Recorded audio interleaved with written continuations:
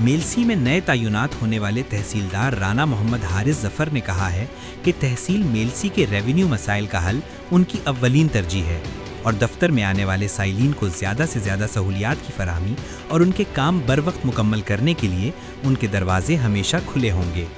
ان خیالات کا اظہار انہوں نے سابق صدر press club Azizullah Shah Tahir, صدر electronic media Mailsi press club Sohail Hussain Naqvi اور سید نوید الحسن قطبی کی قیادت میں ملنے والے صحافیوں کے وفد سے ملاقات کے دوران کیا۔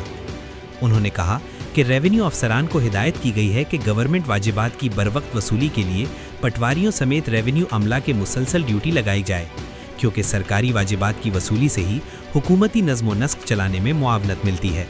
انہوں نے کہا کہ تحصیل آفس میں ٹاؤٹ افراد کا داخلہ بند کر دیا جائے گا اور شہریوں سے لوٹ کھسوٹ کی کسی کو اجازت نہیں دی جائے گی۔ اس موقع پر صحافیوں نے انہیں نائب تحصیلدار سے تحصیلدار بننے پر مبارکباد پیش کی۔ وفد میں بانی electronic media Mailsi press club Chaudhry Aamir Mahmood,